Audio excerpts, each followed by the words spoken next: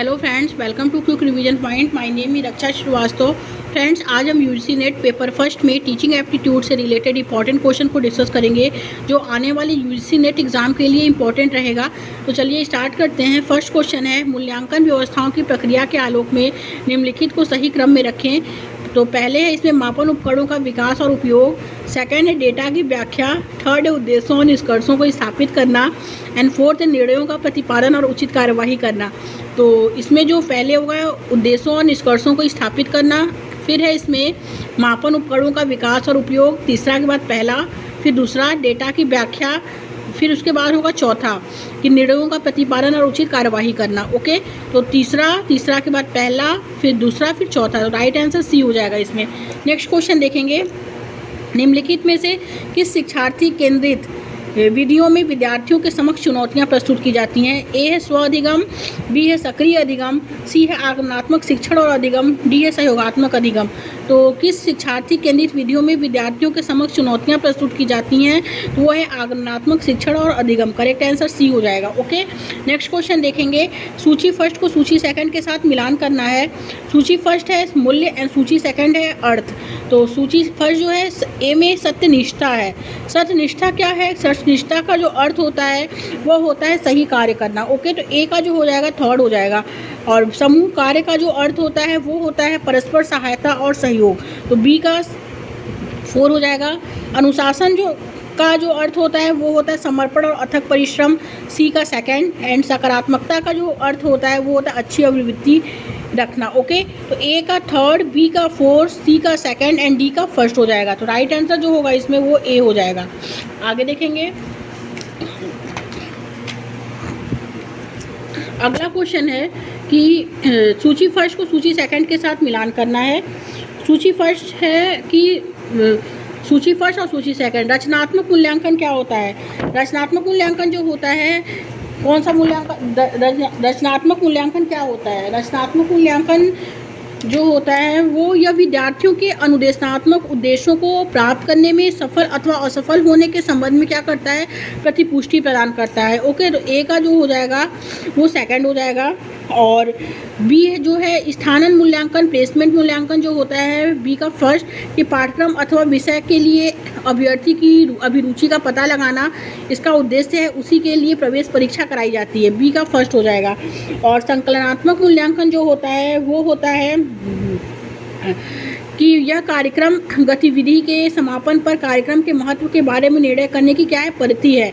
और उपचारात्मक मूल्यांकन जो होता है कि उपचारात्मक मूल्यांकन क्या है? तो उपचारात्मक मूल्यांकन जो है वो है कि यह मूल्यांकन के अधिगम की समस्याओं के लिए संभावित कारणों की व्याख्या प्रदान करता है। ओके, तो करेक्ट आंसर जो होगा इसमें कि पहला का सेकंड हो जाएगा और बी का जो हो जाएगा वो फर्स्ट हो जाएगा और सी का 4 एंड डी का थर्ड। ओके, तो करेक्ट आंसर जो होगा इसमें वो सी हो जाएगा। नेक्स्ट क्वेश्चन देखेंगे, नीचे 2 कथन दिए गए हैं। कथन फर्स्ट कहता है कि स्वयं जो है का पूर्ण रूप study wave of active learning for young expiring mind है। ये करेक्ट है फ्रेंड, कि स्वयं का जो पूर्ण रूप होता है वो होता है study wave of active learning for young expiring mind. और कथन सेकंड है कि स्वयं का पूर्ण रूप source with active young expressional mind fullness है। तो ये गलत है। ओके, क्योंकि स्वयं जो है फ्रेंड, स्वयं क्या है पहले समझेंगे कि स्वयं जो है विश्वविद्यालय और कॉलेज के शिक्षार्थियों के लिए शैक्षिक पाठ्यक्रम प्रदान करने वाला निःशुल्क खुला ऑनलाइन पाठ्यक्रम मंच का एक भारत सरकार का क्या है? पोर्टल है। ओके, तो स्वयं का जो पूर्ण रूप होता है वो क्या है? Study wave of active learning for young expiring mind. Okay, correct answer इसमें फर्स्ट हो जाएगा और कथन सेकंड गलत है। ओके, तो राइट आंसर जो होगा कथन फर्स्ट सही है लेकिन कथन सेकंड गलत है, सी हो जाएगा। नेक्स्ट क्वेश्चन देखेंगे, निम्नलिखित में से कौन सी शिक्षण की विमर्श स्तर की विशेषता है? फर्स्ट है इसमें विद्यार्थी तथ्यों और सूचना को समझने के द्वारा सीखते हैं, ये गलत है। सेकंड है कि विषय को रटने के द्वारा सीखने के अतिरिक्त शिक्षण कुछ नहीं है, ये भी गलत है। थर्ड क्या है कि समस्या समाधान करने की योग्यता का विकास होता है। शिक्षण का की जो विमर्श स्तर है उसमें समस्या समाधान करने की क्या योग्यता का विकास करना होता है और विद्यार्थी की मौलिक सोच और रचनात्मक योग्यताएं होती हैं इसमें। तो तीसरा चौथा जो है करेक्ट है। और पांचवा क्या है कि विद्यार्थी कड़े अनुशासन में रखे जाते हैं और रटने पर जोर दिया जाता है, तो बिल्कुल गलत है फ्रेंड। तो इसमें जो है कि तीसरा और चौथा क्या है, करेक्ट आंसर हो जाएगा कि समस्या समाधान करने की योग्यता का विकास और विद्यार्थी की मौलिक सोच और रचनात्मक योग्यताएं। ओके, तीसरा चौथा राइट आंसर हो जाएगा। तो राइट आंसर जो होगा उसमें डी हो जाएगा। नेक्स्ट क्वेश्चन देखेंगे। नेक्स्ट क्वेश्चन है कि शिक्षण के ऑनलाइन प्रकार मूड में कोई शिक्षक ई प्लेटफॉर्म में पठन सामग्री, वर्क डॉक, पीपीटी, ई कंटेंट सामग्री इत्यादि को शामिल करता है। निम्नांकित में से विद्यार्थी किस विकल्प चयन करेगा? किस विकल्प को चयन करेगा? तो वो है इसमें अधिगम प्रबंधन पद्धति का क्या करेगा, वो चयन करेगा। करेक्ट आंसर सी हो जाएगा। नेक्स्ट क्वेश्चन देखेंगे। कथन, नीचे दो कथन दिए गए हैं। कथन फर्स्ट है कि मूक जो होता है मैसिव ओपन ऑनलाइन कोर्स का से तात्पर्य है कि इसमें अधिगमकर्ताओं की बड़ी संख्या हो सकती है जो किसी पाठ्यक्रम के लिए नामांकित हो सकते हैं। तो ये क्या है, ये करेक्ट है। ओके, और कथन सेकंड है कि मूक आईसीटी का उपयोग उन विद्यार्थियों तक शिक्षा को सुगम बनाने हेतु करता है जो दूरस्थ क्षेत्रों में विद्यमान है अथवा जो परंपरागत कक्षाओं तक पहुंचने में सक्षम नहीं है। तो ये भी करेक्ट है फ्रेंड। ओके, कि मैं मूक जो है वो आईसीटी का उपयोग उन विद्यार्थियों को शिक्षा सुगम बनाने हेतु करता है जो दूरस्थ शिक्षा में विद्यमान है और जो परंपरागत कक्षाओं तक पहुंचने में सक्षम नहीं है।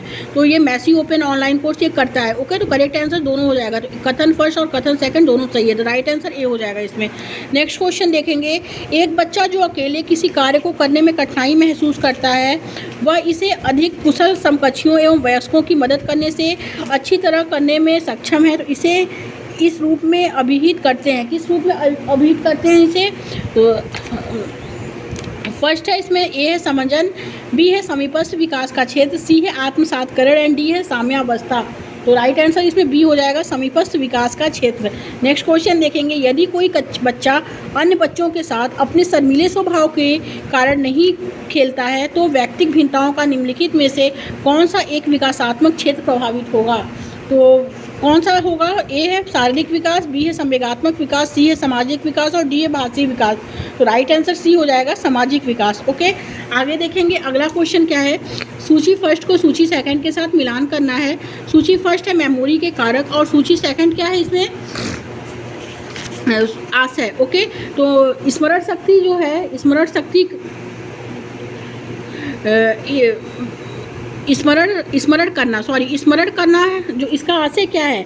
इसका आशय है कि प्रशिक्षण एवं अधिगम के माध्यम से व्यवहार परिवर्तन हेतु उत्तरदायी कारक होता है। ओके, स्मरण करना प्रशिक्षण एवं अधिगम के माध्यम से व्यवहार परिवर्तन हेतु क्या है? उत्तरदायी कारक है। तो ए का जो होगा, ए का हो जाएगा 4 और बी का है क्या है?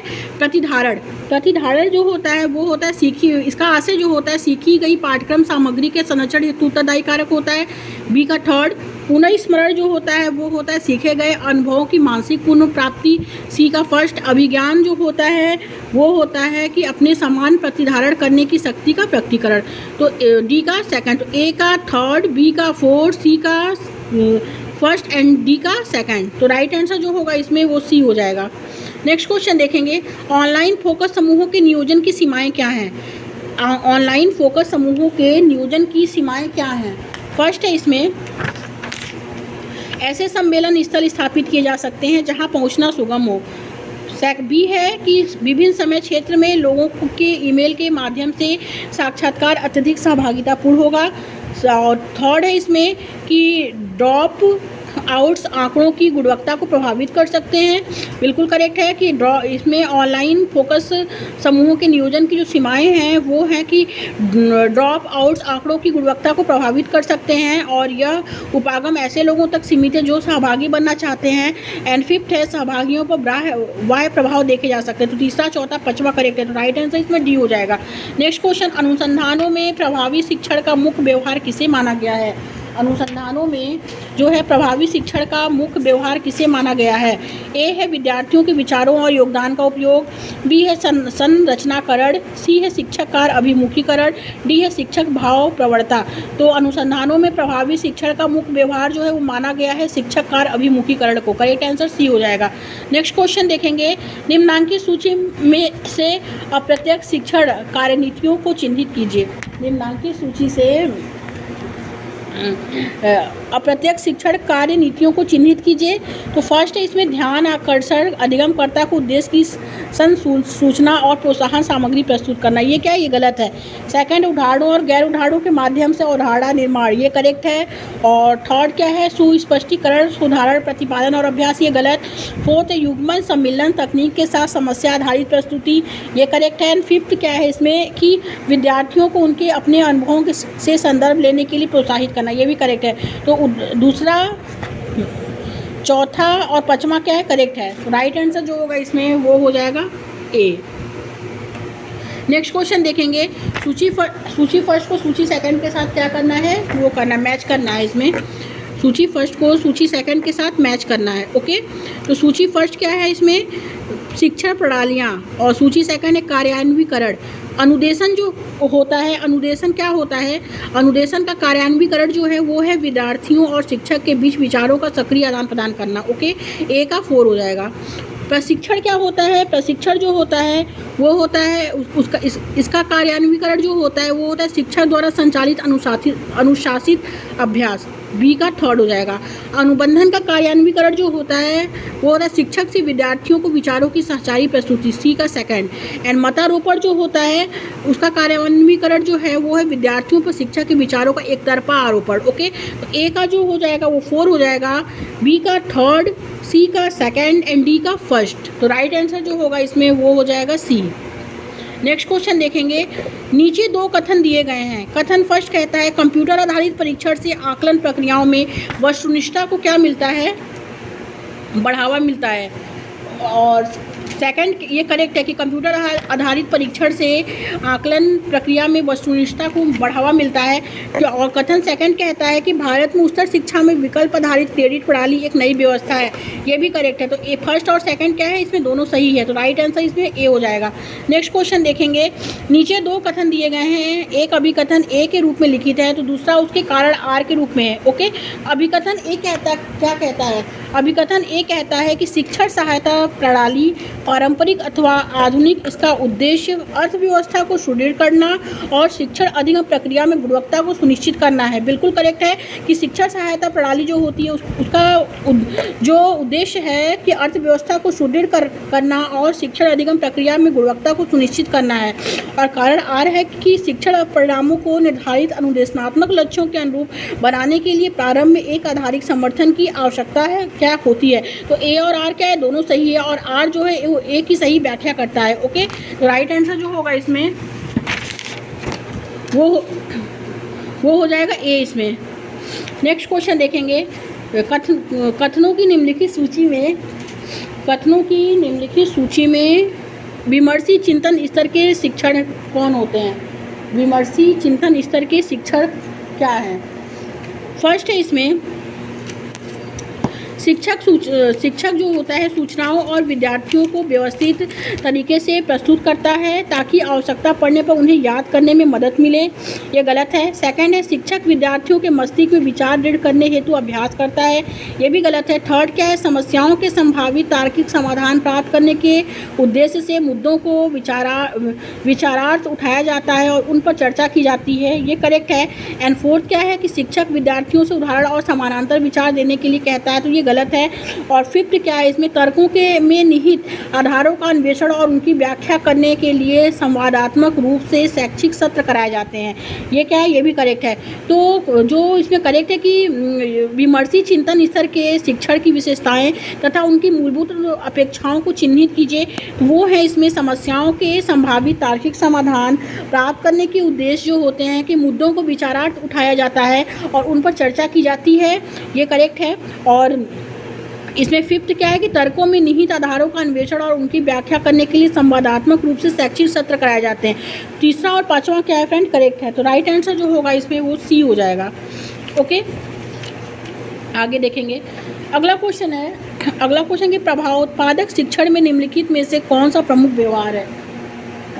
विद्यार्थी को स्वयं, ए है कि विद्यार्थी को स्वयं अपने या अन्य विद्यार्थियों के इस उत्तर की विवेचना के लिए प्रोत्साहित करना।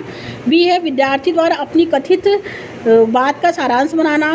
सी है शिक्षक भावी आयोजन के उद्देश्य से टिप्पणियाँ करता है। एंड डी है उन अधिगमकर्ताओं को विचार स्पष्ट करना जिनकी समझ का स्तर भिन्न हो सकता है। तो प्रभाव उत्पादक शिक्षण का जो प्रमुख व्यवहार है वो होता है कि उन अधिगमकर्ताओं को विचार स्पष्ट करना जिनकी समझ का स्तर जो है भिन्न हो सकता है। ओके, तो करेक्ट आंसर इसमें डी हो जाएगा। नेक्स्ट क्वेश्चन देखेंगे, निम्नलिखित में से शिक्षण की उन रणनीतियों का चयन कीजिए जो अधिगमकर्ता केंद्रित है। जो क्या है, अधिगमकर्ता केंद्रित है। फर्स्ट है इसमें साइबरनेटिक्स, और सेकंड है श्रव्य दृश्य सहायक शिक्षण सामग्री की सहायता से दिया गया व्याख्यान। थर्ड है प्रश्न उत्तर सत्र। एंड फोर्थ है व्यवहारिक कार्य आधारित परियोजना। एंड फिफ्थ है समूह चर्चा। तो निम्नलिखित में से शिक्षण की उन रणनीतियों का चयन कीजिए जो अधिगमकर्ता केंद्रित है। तो अधिगमकर्ता केंद्रित जो है वो है साइबरनेटिक्स और व्यवहारिक कार्य आधारित परियोजना। तो ए फर्स्ट और फोर क्या है, करेक्ट आंसर है इसमें। तो राइट आंसर इसमें ए हो जाएगा friends. Okay, thank you friends.